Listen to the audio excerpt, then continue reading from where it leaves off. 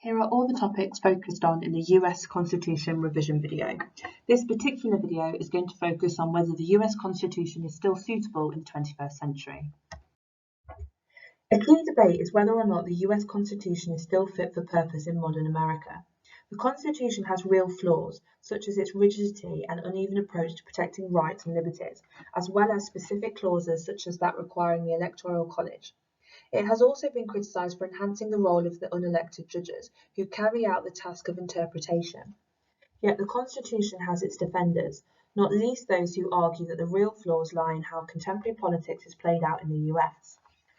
Operating within a political culture characterised by deep polarisation, hyperpartisanship, the Constitution is arguably not allowed to function effectively, as opposed to being fundamentally flawed. Where then does the truth lie? One way to approach this is to evaluate the pros and cons of the Constitution via two approaches. First, in terms of some of its specific clauses, and second, in respect of its broader structure and nature. A number of clauses in the Constitution have proved particularly problematic. The Constitution continues to balance the interest of small and large states by equal representation in the Senate, but population-based representation in the House. This rightly reflects and respects the federal structure and diversity of modern America. However, the gap between the largest and smallest states has mushroomed since the 1780s. Small states are increasingly overrepresented in the Senate, which have more by-the-way exclusive powers than the House. Half of the senators are elected by states representing just 16% of the population. The Electoral College ensures that smaller states are not overlooked when it comes to campaigning and importance in the presidential election. Again, this reflects the federal composition of the US. However, not only has the Electoral College failed twice in recent times to reflect the federal outcome of the popular vote, but it is a product of its time before the age of mass communication and transport, when ordinary voters might not have known that candidates were standing. In foreign policy, the Constitution shares its vital powers between executive and legislative. There is no trigger-happy president that can launch a major war without the consent of Congress. However, the Constitution is unhelpfully ambiguous about war-making powers, with Congress having the power to declare war and the President to make war. How can the Constitution be said to be working well if the US has not officially been in a war since 1945? The Senate provides a useful check on presidential appointments using its advice and consent powers, and can prevent unsuitable or inexperienced candidates from being appointed.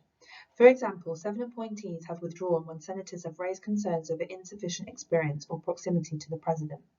These have included the Supreme Court nominee Harriet Miers in 2005 and Trump's pick in 2018 of Ronny Jackson as Secretary of Veteran Affairs.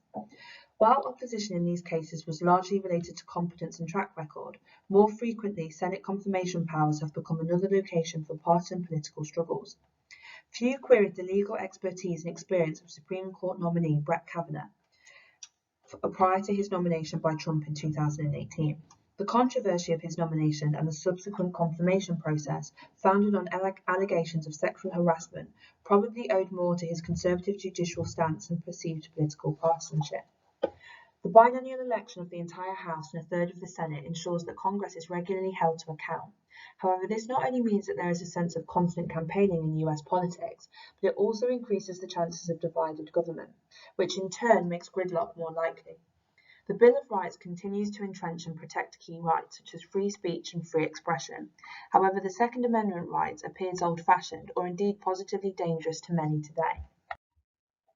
The separation of power between the different branches of government and the federal government and individual states remains as crucial today as it did when the Constitution was first composed.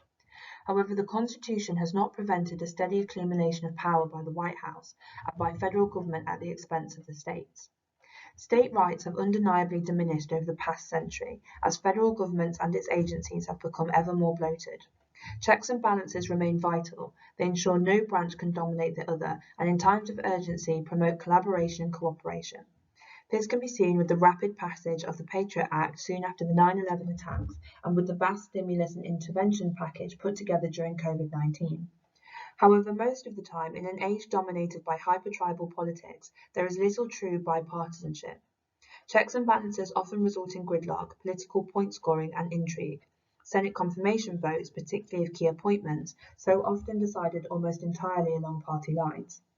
The 2020 confirmation vote for the Supreme Court Justice nominee Amy Coney Barrett saw her approved by 52 to 48 votes, with just one Republican and no Democrat directly breaking party ranks.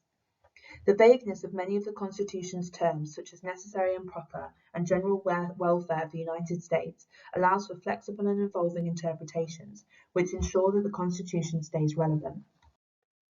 However, the question is, to whose interpretation? Arguably, too much is left in the hands of 9 unelected Supreme Court justices who frequently read things in different ways.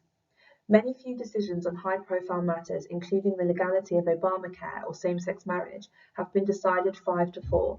In other words, one of the slimmest margins. This suggests that the interpretation can be subjective and partisan, which is hardly surprising as the justices themselves are effectively political appointees. The amendment process is robust and correctly requires a supermajority.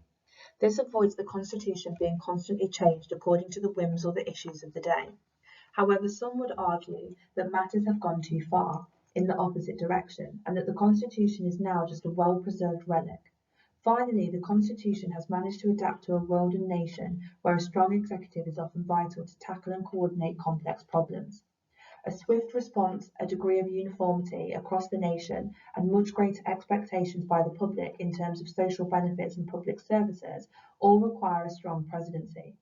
However, this highlights how far the modern reality of the Constitution has drifted from the original intentions of its framers. They envisioned a proactive Congress and a largely supervisory president. Particularly since 1945, the US has ended up with pretty much the reverse, a proactive and often imperial presidency and a reactive Congress, particularly in foreign affairs.